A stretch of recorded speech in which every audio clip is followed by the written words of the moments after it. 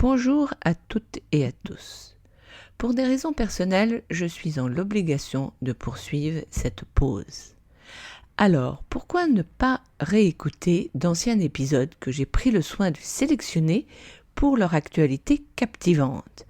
Alors, écoutez bien l'introduction de chacun des épisodes. Il se cache des actualités, des pépites et de précieux conseils sur chacun de mes invités que j'aurai sélectionnés. Et si vous avez aimé l'épisode, partagez-le et écrivez un commentaire sur Tatou Senti Apple Podcast. C'est une façon d'aider Tatou Senti à continuer. Bonjour à tous et à toutes. Comme vous l'aurez remarqué, cette saison Tatou Senti n'est pas tout à fait comme les autres. Cela n'empêche pas de vous donner l'actualité de mes invités. Néanmoins, je vous réserve quelques épisodes intéressants et inédits. Alors, tenez-vous prêts. Aujourd'hui, place à l'actualité de Pierre Guéros, parfumeur senior chez Symrise. Pierre est à la fois un archéologue et un architecte du parfum. Ses passions pour l'histoire, la découverte des lieux archéologiques, avec un certain esprit scientifique, ne cessent de le nourrir sans oublier son appétence pour les voyages. En fait, il aime composer des parfums qui jouent les overdoses et les oppositions. La tenue et la diffusion du parfum font aussi partie intégrante de son style. Par ailleurs, Pierre attache une importance particulière à créer autant des parfums pour la parfumerie de niche que des parfums pour la parfumerie du luxe, l'un se nourrissant de l'autre. Aujourd'hui, nous nous arrêterons sur Liqueur BPM de l'Orchestre Parfum, une marque créée et dirigée par Pierre Guéguen, que vous pouvez aussi entendre sur Tatou Senti. Liqueur PBM pour Beat Per Minute, où l'idée a été d'imaginer un pont entre la rime poétique des poètes maudits et les rappeurs qui sont les poètes d'aujourd'hui. De là, Pierre a concocté un accord entre opium, tabac, avec une petite note fruitée, confit, alcoolisée. Au final, ce parfum est très chaleureux, rond et confortable. Maintenant, notre voyage continue et se poursuit en Andalousie avec la marque Jus et son parfum Andaluisa. C'est une promenade dans les jardins mauresques, des jardins entre Orient et Occident. Là, on retrouve une grenade pétillante mêlée au zeste d'une mandarine de Madagascar, tel un vent de fraîcheur.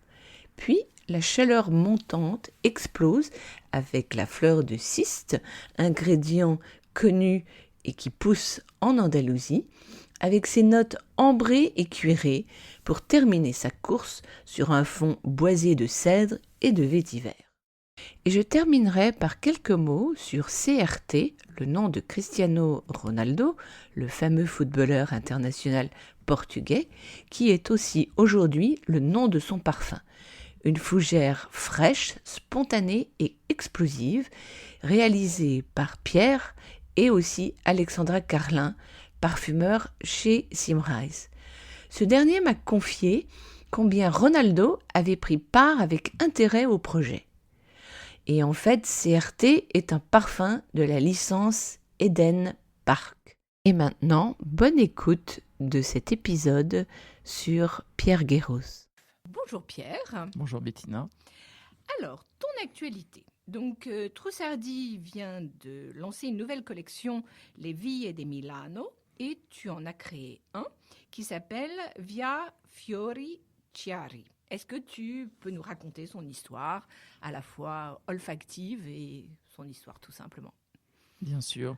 En fait, on a, dès le début du projet, essayé de faire un parallèle entre l'endroit où j'habitais, c'est-à-dire Montmartre, et qui m'est très cher, et un quartier particulier de Milan, qui représentait le même esprit bohème, qui représentait un petit peu la mauvaise vie, un côté très 19e siècle, avec des personnages pittoresques à la marge.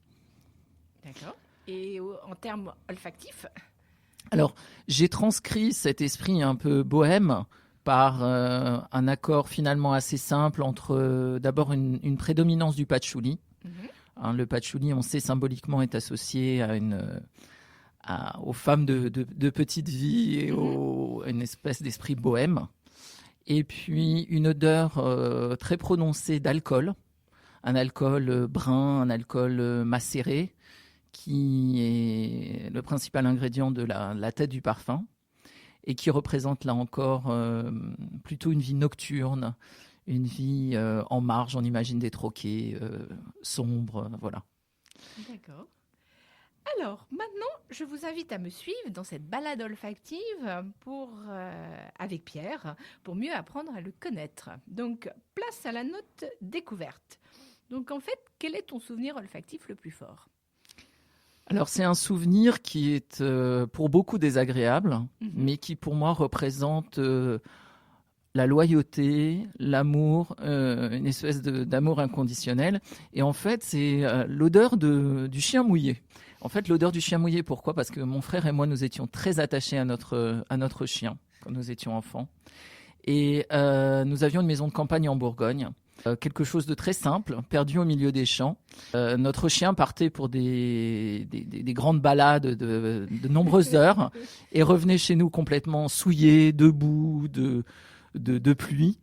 Et la première chose qu'il faisait, c'était rentrer à la maison, se mettre devant la cheminée, se rouler dans une couverture en fourrure que nous avions sur le canapé. Et nous, notre grand plaisir, mon frère et moi, c'était évidemment de faire un énorme câlin à notre chien. Et donc, ce souvenir olfactif qui est pour la plupart des gens désagréable, représente pour moi quelque chose d'extrêmement chaleureux. Oui, parce que ce sont des souvenirs dans cette maison. Exactement. Et des souvenirs joyeux. Joyeux et surtout une espèce de souvenir d'amour. Voilà. Alors, tu as parlé de fourrure, mais donc ton père était fourreur pour la haute couture. Donc, quels sont en fait tes souvenirs olfactifs et l'ambiance qui se dégageait dans son atelier qui était situé rue d'Hauteville? Parce que j'ai cru comprendre que tu y allais très régulièrement. Alors oui, pour moi, c'était quelque chose d'assez incroyable, d'assez magique. J'ai grandi à Paris, je suis né à Paris. Et à Paris, encore dans les années 80, on fabriquait énormément de choses. On fabriquait des automobiles, on fabriquait des frigos. Et le prêt-à-porter et la fourrure se trouvaient dans le Sentier et aussi rue d'Hauteville, dans le 10e arrondissement. Et cette rue était dédiée à la fourrure et le cuir. Et dans chaque immeuble, il y avait une société qui, souvent des Juifs polonais ou des Grecs immigrés, qui avait un atelier de fourrure. Et mon père avait l'un de ces ateliers. Il vient d'une ville en Grèce où la fourrure est une tradition. Et j'adorais y aller. En fait, j'adorais aller dans cet endroit d'abord parce que c'était une entreprise familiale où travaillaient mon père, mes 2 oncles, ma grand-mère. Donc je me retrouvais dans un cocon chaleureux. Et puis les odeurs de l'atelier, l'ambiance de l'atelier d'artisan dans lequel on a des outils, dans lequel on a des matières, dans lequel on a des odeurs très particulières qui sont des odeurs plutôt sombres, des odeurs de poussière, des odeurs de carton, des odeurs de fourrure évidemment. Et j'aimais beaucoup y passer des après-midi entières. Quand tu parles des odeurs de fourrure, ça sent quoi la fourrure pour toi? La première fois que j'ai senti à l'école et chez Sinarum où j'ai fait mon apprentissage le musc cétone, je me suis vraiment dit que le musc, et en particulier les muscs poudrés, était dans notre palette de parfumeurs ce qui représentait le plus l'impression de la fourrure.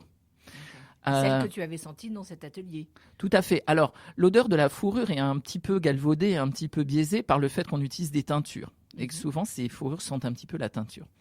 Alors après, quand on en sent souvent et quand on grandit dedans, on apprend à sentir les différentes formes de fourrure. Oui, les nuances qu'il y a d'un animal à l'autre. L'astracan, le vison, le renard, les différents cuirs, le python, que sais-je. Et juste pour terminer, parmi toutes ces fourrures, est-ce qu'il y en a une que tu préfères ou tu les aimes toutes? Alors, moi, ce que j'ai toujours trouvé formidable dans la fourrure, bon, depuis évidemment, la fourrure, c'est quelque chose qui est devenu beaucoup moins socialement acceptable, mais en laissant ça à part, moi, je trouve que dans la fourrure, évidemment, il y a un rappel du côté sauvage, de l'animalité. Et que cette animalité, elle s'exprime d'autant plus que les poils sont extrêmement longs. Donc, par exemple, le renard, avec des poils très, très longs et généreux, ou bien le ragondin, le castor. Pour moi, c'est ce que je préférais parce que ça avait vraiment un côté trappeur, un côté très sauvage. D'accord. Alors, jeune, tu voulais être architecte, après fourreur. Donc, en fait, à quel moment as-tu vraiment décidé de devenir parfumeur ? Alors, bon, d'abord, oui, parce qu'on veut faire comme papa, comme maman. Donc, maman travaille au ministère de l'Intérieur, c'était beaucoup moins intéressant. Et moins drôle. Mon père était fourreur, je trouvais ça vraiment sympathique et puis un petit peu exotique. Bon, très très vite, je me suis rendu compte que c'était pas du tout un métier d'avenir. Oui. J'ai très longtemps voulu devenir archéologue ou architecte. J'avais toujours une envie de faire un équilibre entre certaines de mes passions, de mes affinités, qui allaient vers l'histoire, qui allaient vers la découverte, par exemple, de lieux archéologiques quand j'étais petit, etc., et une certaine esprit scientifique. Voilà, c'est toujours ce qui m'a guidée. J'avais envie de faire à la fois de l'histoire de l'art et dans un cadre scientifique. Et donc, j'ai fait des études de biologie, de biochimie, pas du tout pour devenir parfumeur, mais parce que j'en avais envie. Et ce sont les hasards de la vie. J'ai fini par faire ma licence de chimie à l'université de Versailles. Et à l'université de Versailles, un très grand nombre des étudiantes, surtout qui travaillaient avec moi, ne rêvaient que d'une seule chose, c'était de rentrer à l'ESIPCA.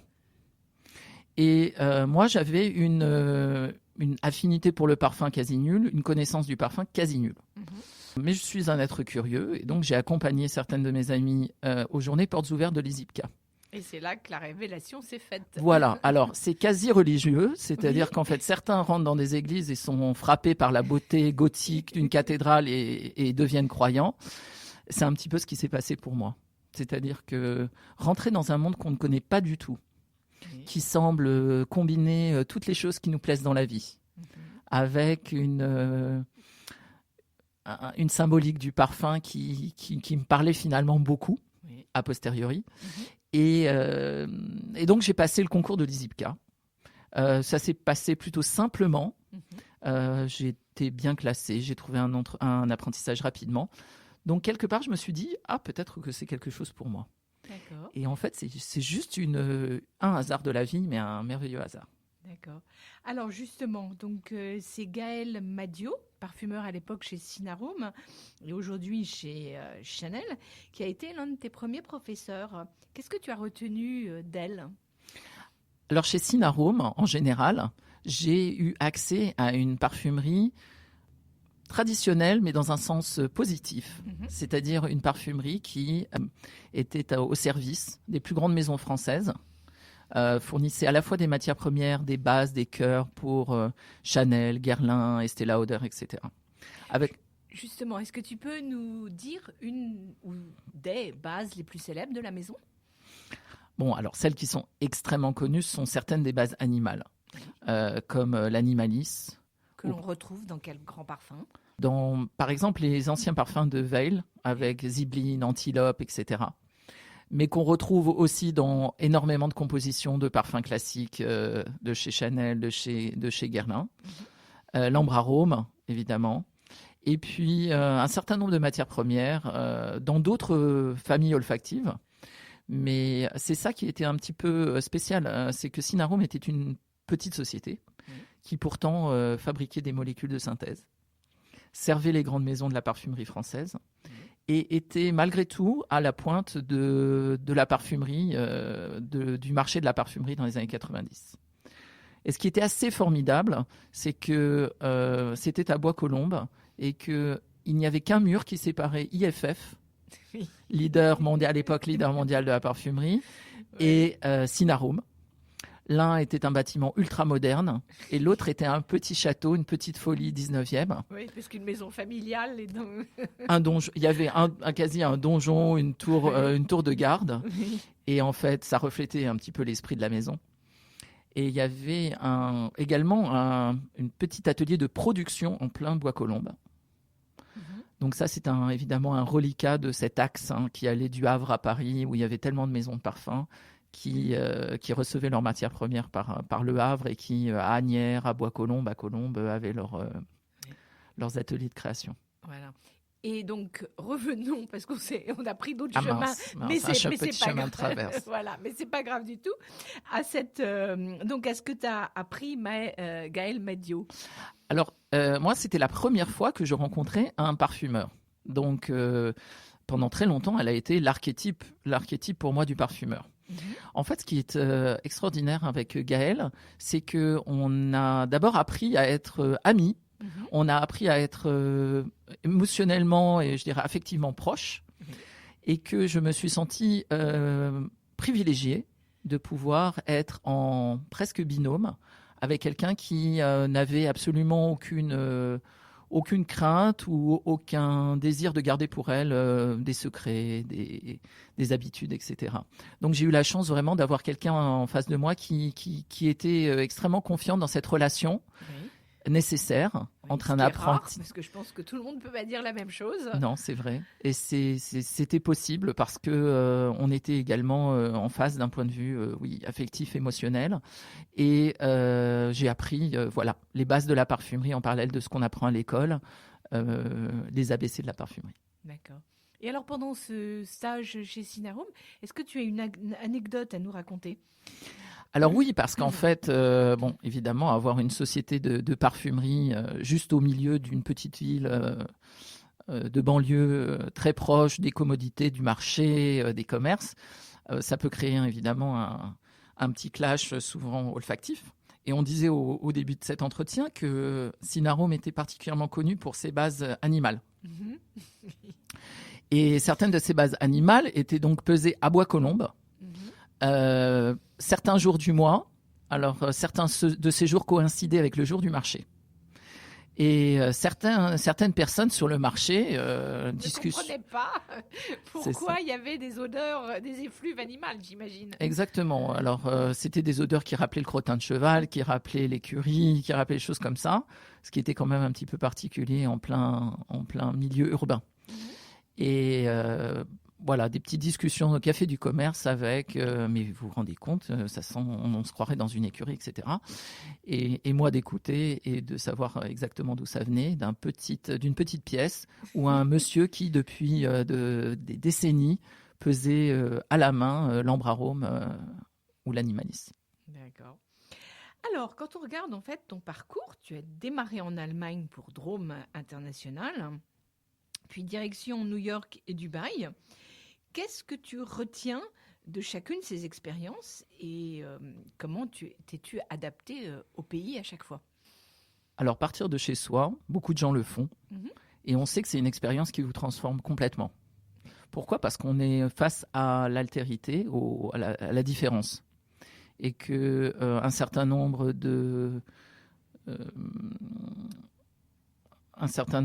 d'acquis ou un certain nombre de choses que l'on prend pour acquises, en fait, sont directement remises en question. Et l'Allemagne, c'est notre voisin. Il paraît un voisin qui nous paraît très proche. Et pourtant, c'est un monde qui culturellement est extrêmement différent. Donc, un monde qui a demandé aussi une adaptation. Et ce qui est amusant, c'est que j'ai pas voulu prendre l'avion pour partir à Munich. J'ai voulu prendre le train de nuit. J'ai voulu que ce premier cheminement loin de chez moi, se fasse plutôt lentement, plutôt de façon graduelle. Donc, je suis partie vers 10h de Paris pour arriver à 7h du matin à Munich. Et je me souviendrai toujours de mon arrivée à la gare en me disant ça va être ma maison. Et cette maison, elle a été ma maison pendant 12 ans. Donc, je suis restée en Allemagne pendant 12 ans. En Allemagne, j'ai été confrontée à quelque chose d'assez émotionnellement fort, qui est de me retrouver dans un pays qui, malgré sa mauvaise réputation, on va dire, un certain nombre de clichés, a été pour moi un cocon extrêmement chaleureux. Une société Drôme qui a été pour moi extrêmement chaleureuse. Un environnement bavarois extrêmement protecteur. J'ai eu beaucoup de chance de pouvoir faire mon apprentissage de la parfumerie réellement. Après mon apprentissage chez Sinarum, c'était vraiment le moment où on saute dans le bain. Oui. Et j'ai pu le faire dans un environnement là encore très bienveillant. Justement, au niveau de la création, qu'est-ce que tu retiens de cette expérience allemande ?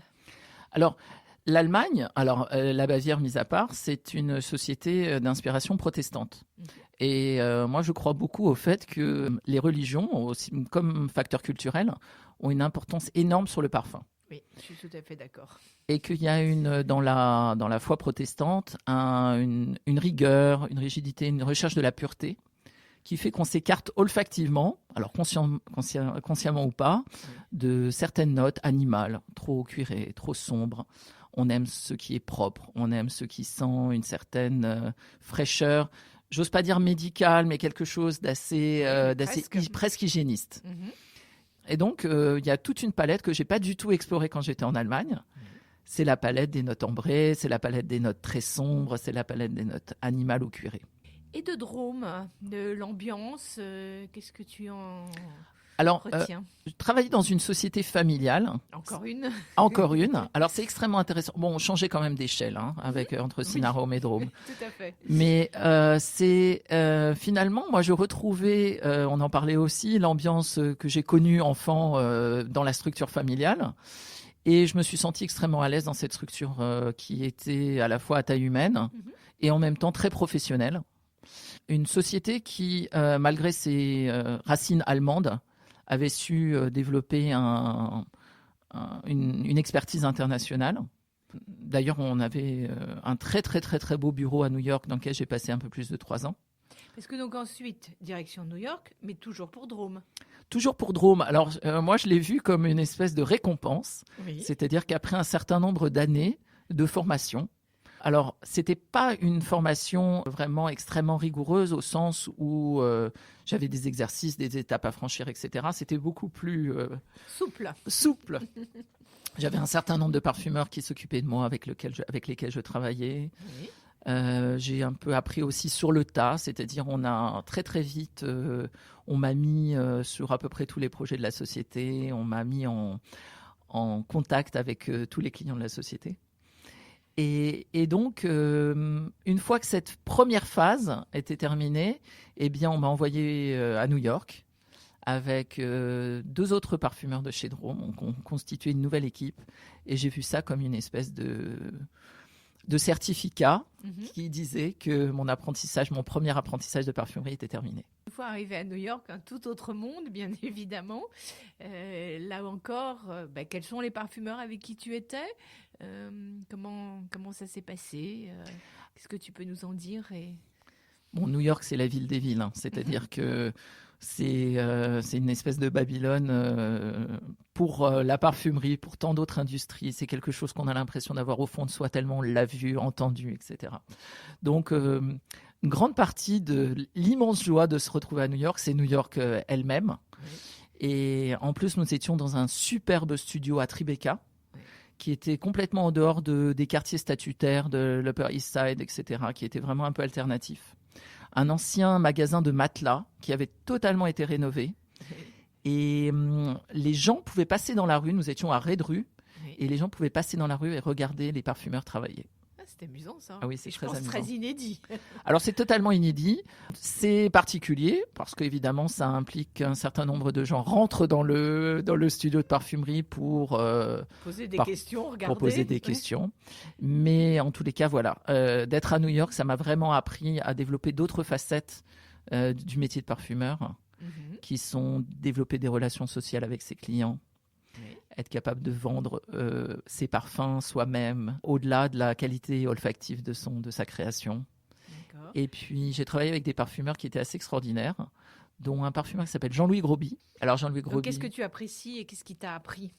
Moi, j'ai commencé la parfumerie donc, chez Cinarome, donc j'ai vu que c'était quelque chose d'assez statutaire. Dans le bureau de Madame Grégoire, il y avait des tentures qui ressemblaient un peu à des tapisseries de château. J'avais une idée un petit peu passéiste de la parfumerie, quelque chose de très, quelque part un peu vieille France. Tout à fait. Puis je crois qu'il faut aussi rappeler, quand tu dis Madame Grégoire, c'est Grégoire Fraisse, Voilà, et qu'il y a eu plusieurs parfumeurs dans la famille qui ont effectivement fait des choses pour le Galion, pour l'Envin. Donc exactement. effectivement, voilà. Et là, avec donc Jean-Louis Groby, c'est un parfumeur qui a fait toute sa carrière chez Drôme et qui a décidé d'ailleurs d'abandonner la parfumerie après de nombreuses années pour partir sur les routes du monde sur sa Harley Davidson. Et en fait, c'était quelqu'un d'assez atypique, qui portait des chemises très colorées, qui avait les cheveux très longs, qui habitait dans un appartement à Tribeca avec une moto au milieu de son salon. D'accord. Et là, j'ai compris que aussi développer son individualité, sa personnalité, mettre de soi dans ses parfums, c'était quelque chose d'important. Et que oui, le parfum c'est statutaire, oui, le parfum c'est le luxe, mais le parfum c'est aussi un peu l'expression de soi-même. Et que quand on est soi-même, on peut être parfois un petit peu rebelle, comme l'était Jean-Louis, ou écolo, ou voilà. Mais je crois que dans toute œuvre, on laisse une partie de soi, consciente ou inconsciente. Hein. Quand tu écris, quand tu crées, tu peins, je crois que voilà. Après, il y a où tu en as conscience ou tu n'en as pas conscience. J'aime souvent faire un parallèle entre la parfumerie et les arts décoratifs.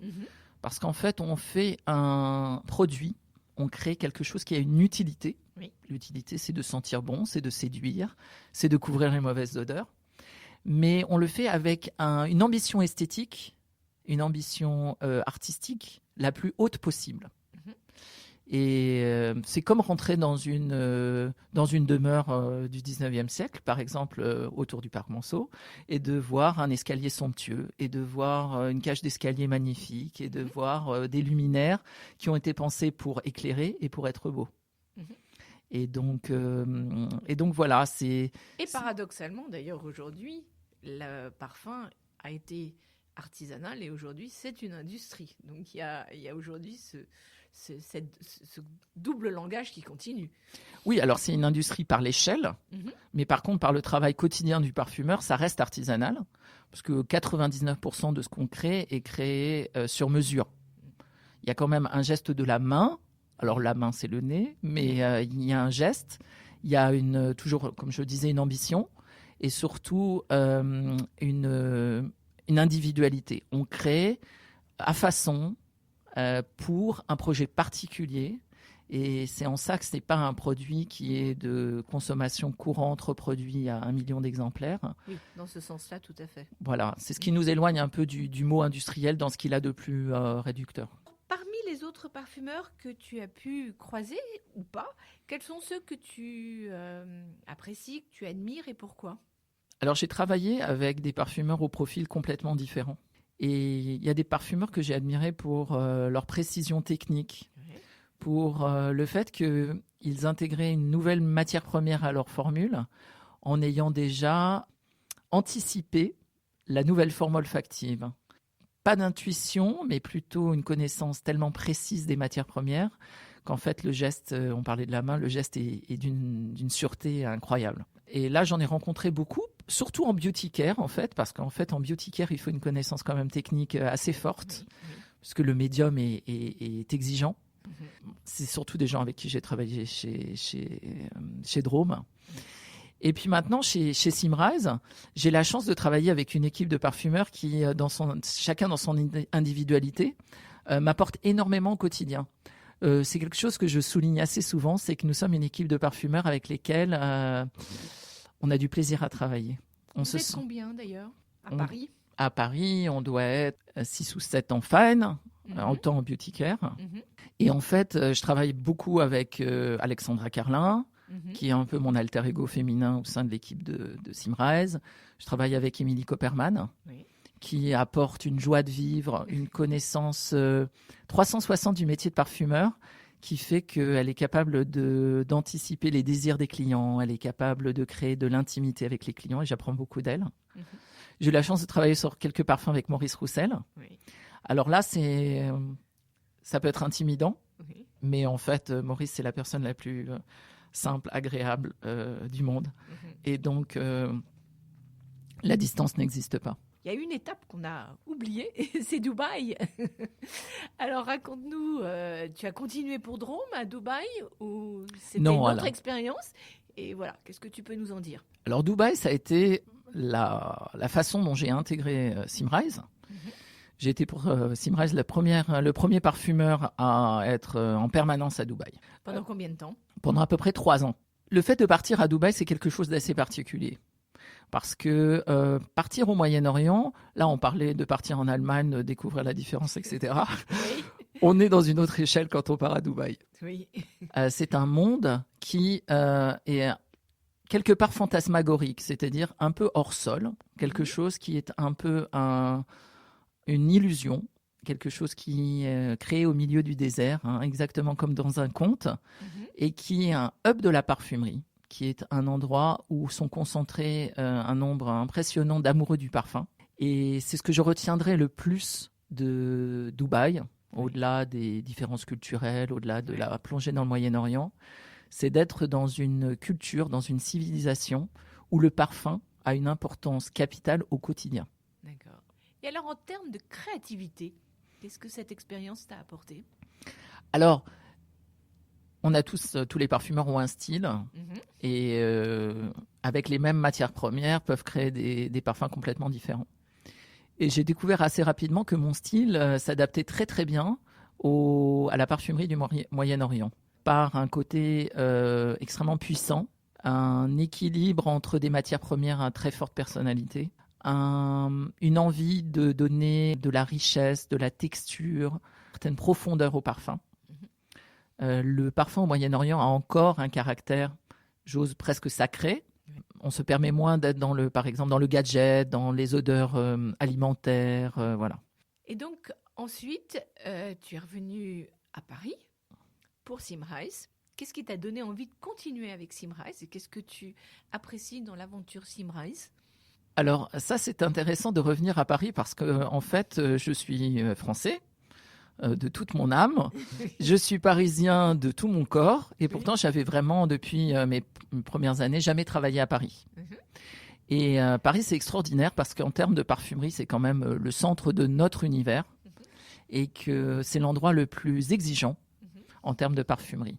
Donc, je savais qu'en venant à Paris, je serais exposée à la version la plus hardcore de l'industrie de la parfumerie. Et en fait, j'adore. J'adore, pourquoi? Parce que, a posteriori, tout ce que j'ai appris dans mes expériences précédentes me sert. Le relationnel client du Moyen-Orient, certaines technicités que j'ai développées en Allemagne, l'envie d'instaurer un rapport de confiance, d'amitié avec nos clients.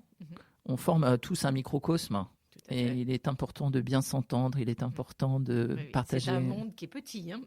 De partager des choses. Je dois dire que je me sens extrêmement bien à Paris. Et chez Symrise en particulier, d'abord parce que je suis dans une société qui développe des outils en ce moment qui sont des outils purs de parfumerie fine, des projets de matières premières naturelles, des projets de captifs, des projets d'intelligence artificielle, que sais-je, qui montre à quel point cette société est dynamique. Et je suis ravi de faire partie de cette aventure qui est tournée vers le futur. Avant de rentrer dans ton laboratoire, partons un instant faire un voyage au cœur de la matière. Oui. Donc, je t'ai demandé de m'apporter un ingrédient que tu aimes tout particulièrement. Donc, présente-le-nous. Dis-nous comment tu l'as découvert et puis pourquoi est-ce que tu l'aimes. Alors, comme je suis très bavard, j'ai apporté 2 ingrédients. Alors, je ne t'en voudrais pas, tu peux parler des 2. Bon, très bien, c'est gentil. En fait, 2 fleurs. Oui. 2 fleurs. Pourquoi? Parce que d'abord, on va rentrer là dans le printemps. J'avais envie de fleurs. Et puis surtout parce que les fleurs, c'est quand même le cœur de notre métier. Oui. C'est le cœur de toute la symbolique d'amoureuse, de toute la symbolique de séduction au cœur de notre métier. J'ai choisi le magnolia, un extrait de fleurs de magnolia, et j'ai choisi du géranium bourbon. D'accord. Alors, le magnolia, c'est une matière première que Maurice Roussel, par exemple, affectionne. Oui. Il l'utilise en overdose. Et c'est vrai que dans la gamme des fleurs qui nous sont offertes, c'est celle qui, à mon sens, est la plus moderne. Dans le jasmin, il y a un côté indolé qui peut faire un petit peu vieillot. Dans la rose, il y a toute une symbolique cosmétique qui, là encore, rappelle plutôt des choses du passé. Et le magnolia, d'abord, c'est une matière première qui vient de Chine. Oui. Et comme on le sait, la Chine, c'est le nouvel Eldorado de la parfumerie. Oui, et puis surtout, ça a de tout temps été un réservoir botanique immense. Immense. En termes de pharmacopée, Ah en oui, termes c'est de... prodigieux. Et une odeur qui est à la fois extrêmement fruitée, Oui. qui rappelle un peu les fruits rouges, les esters de fruits, et une floralité que moi je trouve riante, que je trouve joyeuse, plutôt jeune et plutôt moderne. Oui. Et donc j'ai envie d'explorer, je l'ai exploré dans un parfum pour Louis V récemment, et je trouve que c'est une matière première que j'utilise de plus en plus dans mes cœurs floraux, pour justement quelque chose d'optimiste, de joyeux, et qui n'est pas trop statutaire, qui est quelque chose de plus léger. La feuille de magnolia, c'est plus vert, c'est à mon sens un peu moins intéressant. Mais la fleur de magnolia, c'est quelque chose d'assez extraordinaire qu'on pourra sentir tous les deux si tu veux. Tout à fait. Et puis le deuxième ingrédient que j'ai choisi, alors c'est pour être un petit peu corporate et en même temps c'est parce que c'est une matière première que j'adore. C'est le géranium, notre qualité de géranium Bourbon. Donc le géranium Bourbon, ça nous parle beaucoup. Toutes les matières premières Bourbon, c'est évidemment toutes ces matières premières qui viennent de l'océan Indien, qui étaient les qualités d'excellence de la vanille, du géranium et d'autres, qui avaient plus ou moins disparu pour être remplacés par des communels, des qualités dites commerciales. Et là, on a décidé de recréer le niveau d'exigence, le niveau d'excellence d'un vrai géranium Bourbon. Et qu'est-ce que tu aimes dans ce géranium Bourbon? Pourquoi tu l'aimes? Alors moi, j'aime le géranium parce que d'abord, c'est une matière première assez intrigante. C'est une fleur, mais c'est en même temps une note mentée. C'est en même temps une note qui est à la fois masculine et féminine. C'est une note qui est légèrement grinçante. C'est une note qui est légèrement pointue. C'est une note qui, moi, je trouve très verticale. C'est très difficile de construire un parfum juste sur le géranium. Et je trouve donc qu'il y a des possibilités, des terra incognita, des choses qui n'ont pas encore été explorées et que je peux explorer avec le géranium. Voilà, c'est pour ça que j'ai choisi cette matière première. Alors, poursuivons avec la note création-créativité.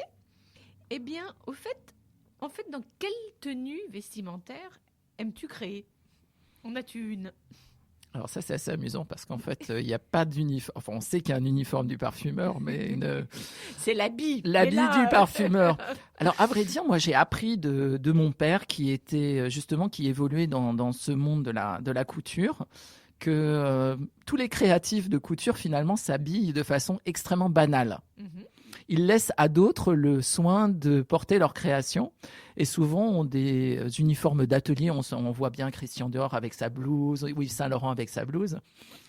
Et moi, j'ai un peu cette approche-là, c'est-à-dire que l'habit ne fait pas le moine, je fais aucun lien entre ma tenue vestimentaire et mon travail de parfumeur. Pour des occasions officielles, je m'habille comme un parfumeur, mais au quotidien, je m'habille comme un Parisien qui prend le métro, qui a une vie totalement urbaine et qui s'habille de façon très pratique. D'accord. Est-ce que tu as une heure où les idées te viennent plus facilement qu'à d'autres? Alors, oui. Et ça fait un petit peu ma particularité dans l'équipe de parfumeurs Symrise, c'est que j'arrive à Potron Minet à l'ouverture de la société, vers 7h30, 7h45. D'abord parce que je me lève extrêmement tôt. Je me couche aussi extrêmement tôt. J'ai à peu près 2h30 le matin, entre voilà, 7h45 et 8h et 11h, pendant lesquelles je crée 90% des parfums de la journée. Tu as le calme plat et tu peux te concentrer. Alors, le calme et en même temps un flux d'énergie, un flux de créativité qui semble complètement tari après 4 heures de l'après-midi. Donc, ça correspond à mon rythme biologique et physiologique. D'accord. Ça a toujours été? Ou ça correspond à ton retour sur Paris? Non, alors c'est un peu en décalage par rapport à la vie parisienne qui serait plutôt d'arriver plus tard et de se coucher tard. En fait, c'est quelque chose qui est assez lié à un rythme naturel. Moi, on en parlera peut-être plus tard, mais j'aime vivre au rythme de la nature, j'adore la nature. Et j'ai une énergie qui est peut-être liée au soleil et qui fait que je me sens bien en journée. Que te faut-il pour créer ? Alors là encore, c'est quelque chose qui peut paraître un petit peu atypique. C'est que mon bureau est cliniquement rangé avec quelque part un souci d'être minimaliste, un souci d'être extrêmement ordonné. Moi, j'arrive à travailler dans une ambiance vraiment où les choses ne me perturbent pas, où les choses ne sont pas un empêchement. Et donc, par rapport au bureau de certains de mes collègues qui sont complètement chaotiques, etc., et une certaine idée préconçue du fait que le créatif doit évoluer dans un monde complètement, on peut le dire, bordélique. Moi, j'aime bien créer dans cette ambiance très, très pure, très minimaliste. Et donc, mon bureau est, à l'étonnement de tous, extrêmement bien rangé. Et as-tu besoin d'un déclic pour démarrer une formule ? Bon, il y a plusieurs cas de figure, évidemment. C'est-à-dire que au bout d'un certain temps, on associe parfois un nouveau projet à une note qu'on a déjà créée, un accord qu'on a déjà travaillé dans le passé. Donc, ça peut être déjà quelque chose qui a été longuement élaboré, longuement travaillé. Parfois, ça peut être une page blanche, quand le challenge du brief est vraiment très novateur. Ça te fait peur ? Ah non, pas du tout. Non, moi, je trouve extrêmement intéressant. Tu imagines, Bettina, d'avoir un métier où, après 20 ans, tu aurais fait tout ce qu'on peut imaginer, tout ce qu'on peut faire. C'est pas possible. Non, là, c'est vraiment extraordinaire. On a 2000 matières premières ou 2500 matières premières. Les possibilités de mélange, les possibilités de combinaison sont quasi infinies. Donc, au contraire, c'est stimulant, une page blanche pour toi ? Alors, c'est stimulant. Stimulant, par contre, moi, je trouve que la page blanche, elle est vraiment jamais blanche. C'est-à-dire on sait déjà certains mots sont écrits, certaines lignes sont déjà écrites. Moi, ce que j'aime beaucoup, c'est de pouvoir créer d'abord en mettant des mots sur les choses. C'est-à-dire que j'aime beaucoup écrire. J'ai un petit calepin là qui est juste à côté de moi et j'utilise pas mal de petits calepins dans lesquels j'écris des mots. Je trouve qu'il y a une facilité à transcrire les mots en odeur, qui fait que je commence d'abord par écrire quelques mots-clés et ensuite j'essaie de les transcrire en une formule de parfum. Vous voulez connaître les créations de Pierre ? Alors, je vous les dévoile mardi prochain. Si vous avez aimé cet épisode et que vous voulez soutenir Tatou Senti Podcast, favorisez sa diffusion en mettant 5 étoiles ou un commentaire sur Apple Podcast ou sur votre plateforme préférée. Mais surtout, abonnez-vous pour ne manquer aucun des épisodes gratuits de Tatou Senti, le premier podcast sur l'art de sentir. En attendant le prochain épisode, sentez-vous bien.